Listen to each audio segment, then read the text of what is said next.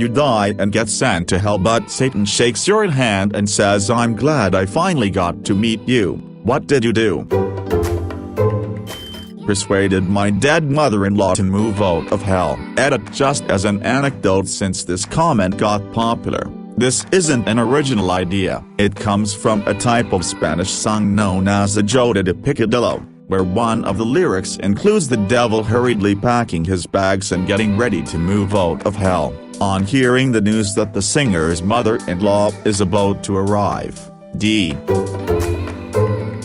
The devil went down to Georgia. He was looking for a soul to steal. He was in a bind cause he was way behind. He was willing to make a deal when he came across this young man sawing on a fiddle and playing it hat, and the devil jumped upon a hickory stump and said, boy, let me tell you what, I guess you didn't know it, but I'm a fiddle player too, and if you'd care to take a dare, I'll make a bet with you. Now you play a pretty good fiddle, boy, but give the devil his due. I'll bet a fiddle of gold against your soul, cause I think I'm better than you. The devil opened up his case and he said, I'll start this show. And fire flew from his fingertips as he rose up his bow, and he pulled the bow across the strings and it made an evil hiss, and a band of demons joined in, and it sounded something like this. When the devil finished, Johnny said, well, you're pretty good, old son, but sit down in that chair right there and let me show you how it's done. The devil bowed his head because he knew that he'd been beat, and he laid that golden fiddle on the ground at Johnny's feet. Johnny said,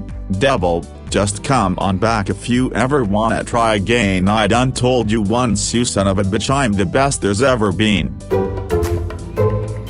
Probably because of this, brace yourself.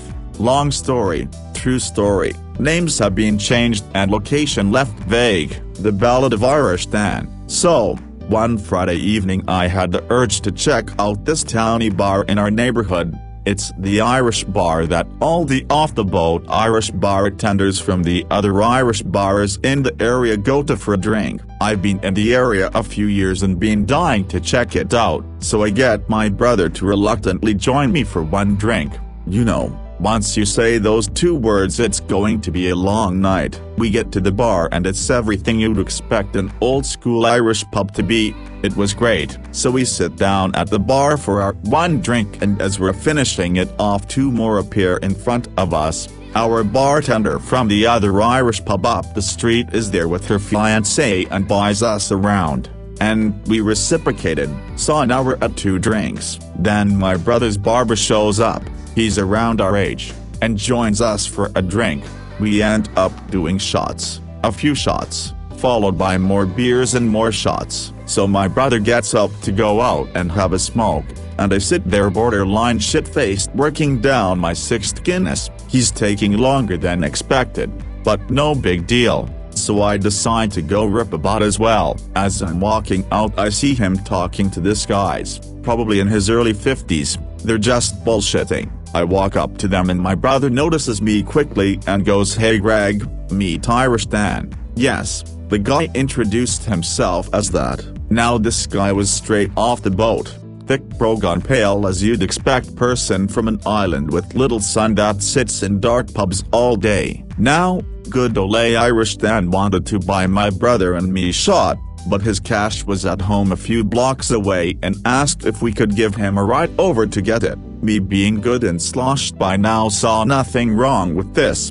whereas sober me would be looking for any excuse not to, and my brother saw no issue with it as well. So we took Irish Dan to his place to grab some cash. Now once I sat down in my brother's SUV, the drinking finally caught up with me. I don't remember much other than we did get back to the bar alive. I proceeded to get out and unload the contents of my stomach on the sidewalk whilst supporting myself on the wrought iron fence of a Catholic school. I told them I was done for the night and was going to wait in the car. This was around 12:45 a.m. when I closed my eyes. I opened them again around 1:45 a.m. Text my brother to see if he's alright, and he says he's coming right out. I look over and see my brother walking out of the bar, perfectly of his own volition. Poor Irish Dan, on the other hand, was being carried out by 2 bouncers, fucking legless drunk.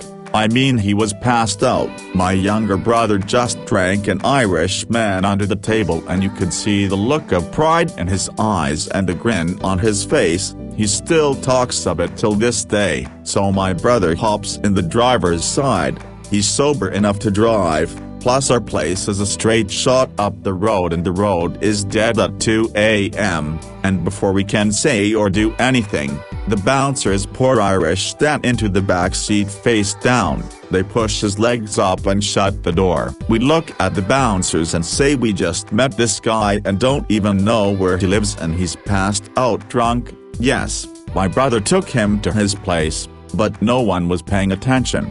The response was just drop him off up the road. One of the sketchiest is around and known for it, so we proceed to down the road. Halfway down in one of the sketchiest areas in our neighborhood, I have my brother pull over since my stomach wasn't done evacuating the booze from my system and need another go. So I get out and lean on the door of some closed business and unload right there on the sidewalk. I then look over and see my brother leaning on his trailer hitch doing the same thing. I turn around to get back into the car and he looks me dead in the eye and says, "Get him out of the car." I look at him in utter shock at this since I can't fathom just dropping some passed out dude out into the street, and before I can get word out he says, "We'll be fucked. There are cops and cameras at the we can't just drop some dude off and float out of there." At the moment, I sobered up completely, looked him in the eyes and said, "Yeah,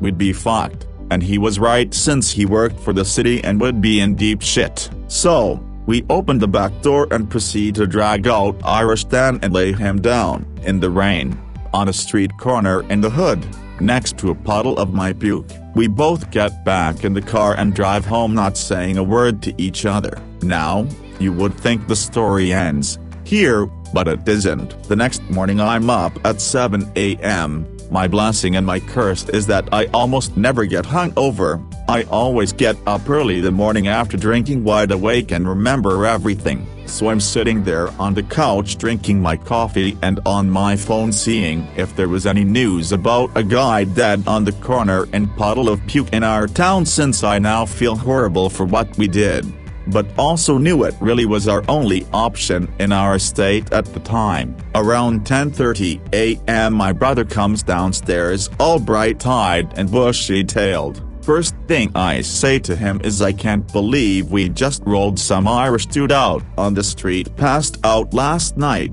That's fucking miserable." He looks at me and goes, "That's not even the worst part," and then holds up the guy's pack of Newports and goes, "I took his smokes since I was out." Talk about insult to injury. A few months later, while my brother was washing his SUV, he was vacuuming out the back seat and came across a wallet. Yes, it was Irish Don's wallet, and he still has it to this day. There were no identifying information in there, just a few items, and that is why Satan will be shaking our hands when we get to hell.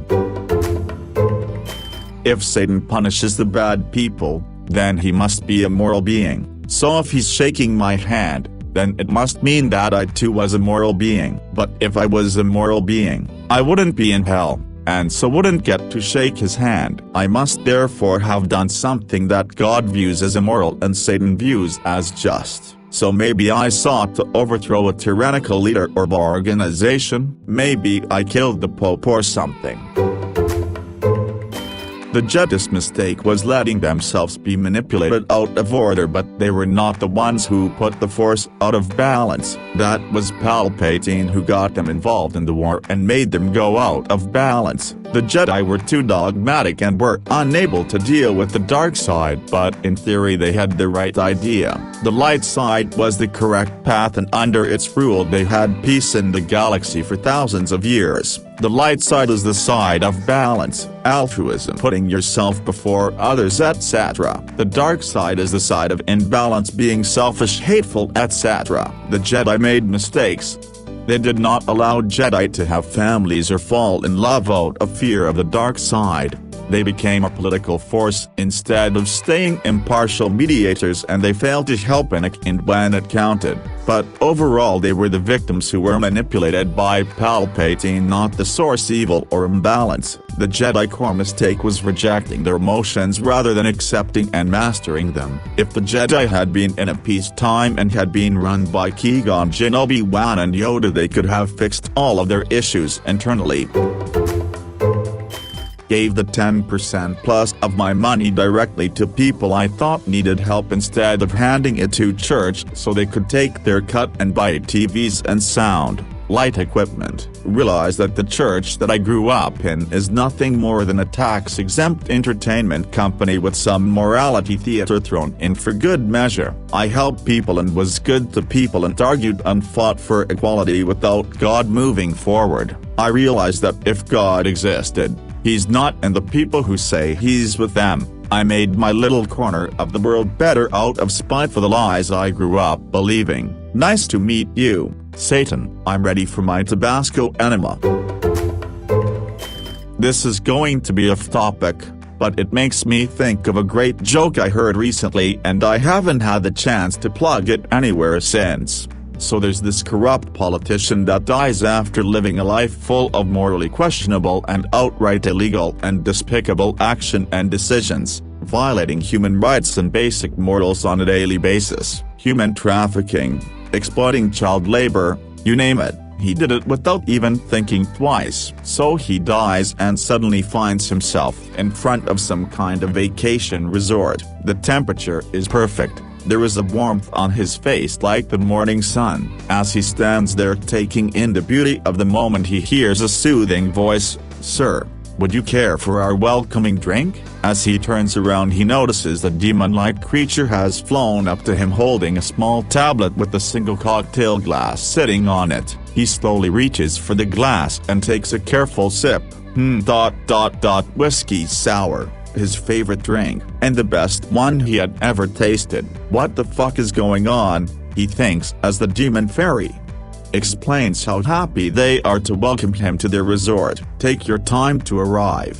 Have a look around. If you need anything, just turn around and me or another imp will be there to help you with whatever you might want. Our resort leader is sorry that he cannot be here to personally welcome you, but he will catch up to you as soon as possible and show you to your room. The politician had been looking for anything suspicious, but everything looked and felt like literal paradise. When the voice stopped, he turned around again, but the fairy had already disappeared, so he stepped into the main building. He was met with a typical tropical hotel lobby, just without the lugag. Everywhere little imps in little uniforms were rushing around, pushing carts full of the most delicious-looking food into elevators, holding open doors for people, sweeping the already very clean-looking floors, and in one corner some were setting up instruments on a stage. Flabbergasted, he walked through towards the back doors, taking in all the extravagant decorations of fresh flowers,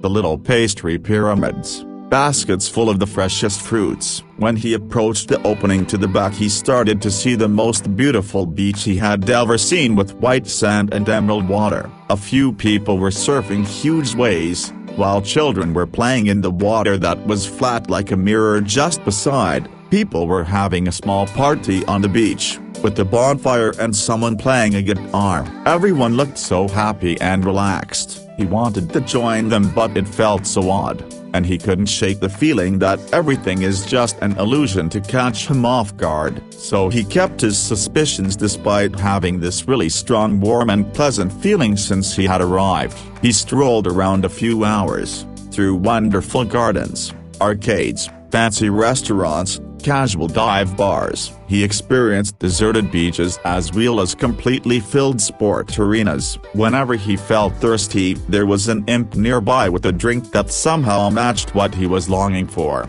Little snack baskets seemed to appear along his way before he even knew he wanted to eat anything. Yet he noticed that he didn't get full despite having indulged himself with more food than he would usually eat in a whole week. And then he suddenly saw something that did not fit the previous experiences. There was a hole in the ground with charred edges. A red gloom rose from it to be seen from far. When he came close, he began to hear horrible screams and painful laughter. It was almost unbearable and he wanted to turn around multiple times. But he just couldn't help himself. He had to see it. On the last meters, the painful sounds mixed with the torturing stench that words could not describe. And when he finally took a look over the edge, he fell back and had to run away. Words cannot describe the atrocities that were happening there, and in fear he stumbled away. His stomach was turning and the fears he had all along were confirmed. When he got away from the scenes of horror, he started to feel the warm and pleasant feeling again.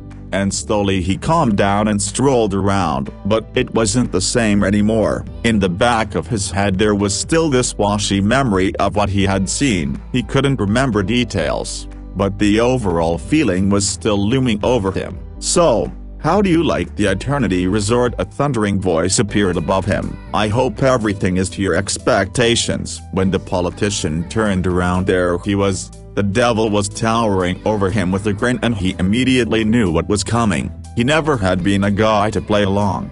He always got to the facts, so he took up all his courage and said, "Yes, yes, yes, everything is perfect ... but you can't fool me. I found your torture hole. Just tell me how it will go and let's end this farce." His eyes widened as his brain slowly processed the devil's answer.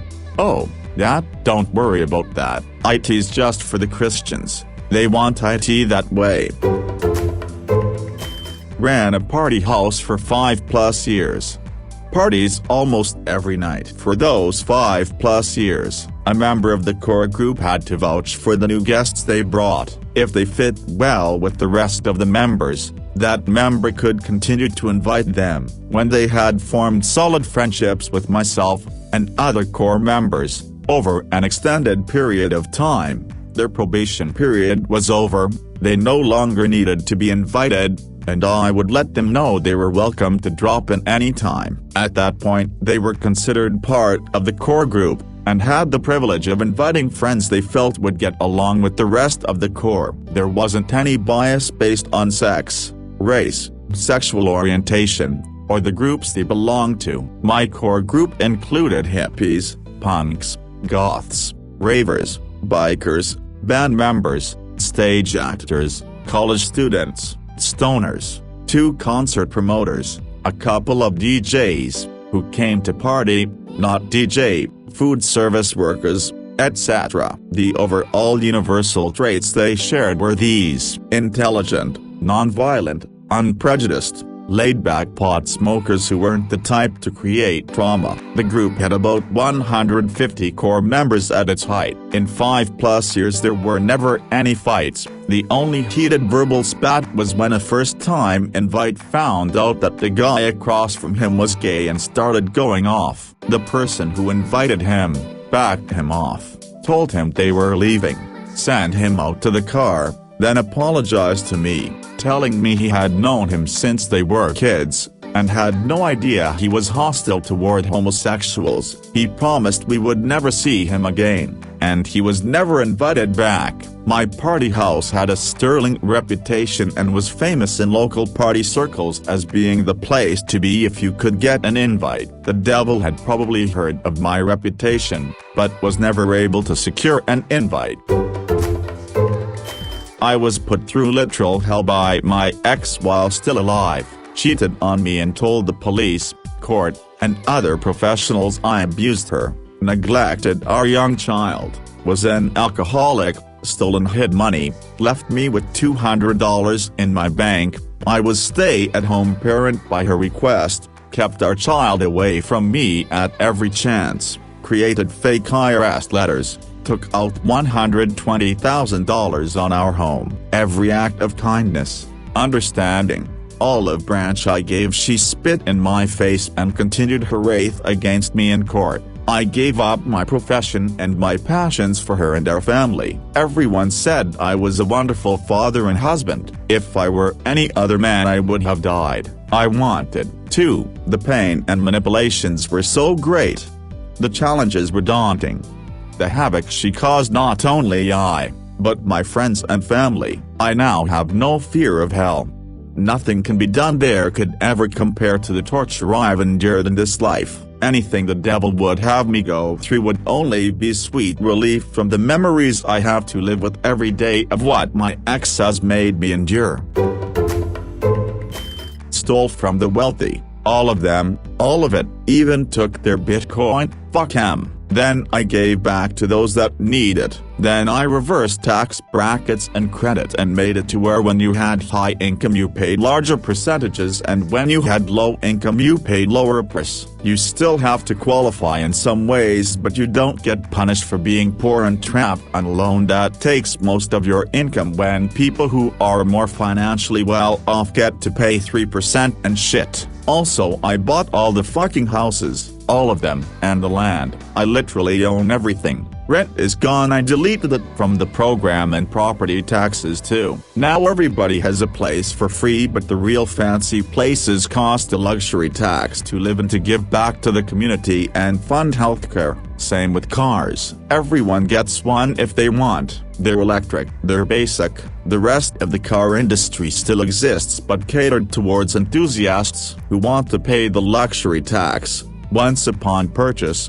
Gas and diesel engines being a pollution tax too, each purchase, but available, gas being more scarce and expensive as well, less demand. Oh, and I did build a wall around Trump and Abbott and Cruz and the whole gang. Walls around them, walls between them, above, below, walls everywhere. Each day I bring them more Legos so they can continue slowly constructing more tiny walls and art supplies to draw me pictures of walls. Walls only. Then for dinner I feed them mashed potatoes and corn, but I stack the corn and use the potatoes as grout and build little corn walls. And apple juice, the kind that makes your face pucker so you look stupid when you drink it, and it's live streamed. The ratings are through the roof.